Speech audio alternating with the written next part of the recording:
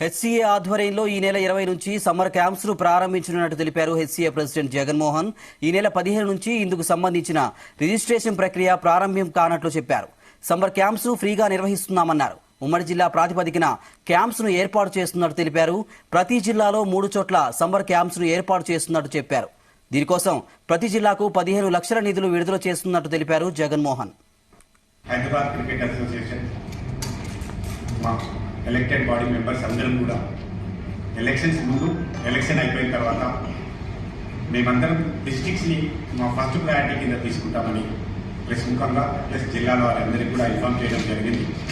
దాంట్లో భాగంగా first step కింద సమ్మర్ క్యాంప్ని ఈ నెల ఏప్రిల్ 20 తారీఖు నుంచి స్టార్ట్ చేయబోతున్నాం.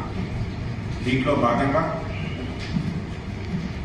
8 జిల్లాలకి సమ్మర్ క్యాంప్ చేయాలని ప్లస్ హైదరాబాద్లో కూడా ఒక 4-5 locations including Uppal stadium, Gymkhana and other లొకేషన్స్లో కూడా under 14, under 16, under 19 and open కేటగిరీలో బాయ్స్ అండ్ గర్ల్స్కి ఒక్కొక్క లొకేషన్స్లో మినిమం 100 స్టూడెంట్స్ వచ్చేటట్టుగా, 100 ప్లేయర్స్ వచ్చేటట్టుగా నియర్ అబౌట్ 20 ప్లేస్ లొకేషన్స్ ఇంకా ఎగ్జాక్ట్గా మీకు ఇస్తాం.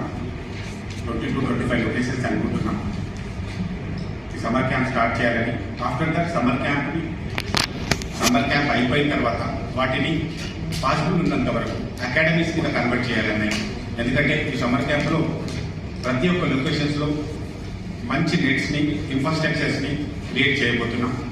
దీంట్లో భాగంగా ప్రతి పాత జిల్లాకి ఏదైతే అఫిలియేటెడ్ జిల్లాస్ ఉన్నాయో 8 జిల్లాలు హైదరాబాద్, రంగారెడ్డితో కలుపుకొని ప్రతి జిల్లాకి 15 లక్షల రూపాయలు ఆల్రెడీ మేము డిస్ట్రిక్ట్ శాంక్షన్ చేసినాం. వాళ్ళ డిస్ట్రిక్ట్ అకౌంట్లో వాళ్ళకి అమౌంట్ కూడా పంపించడం జరిగింది.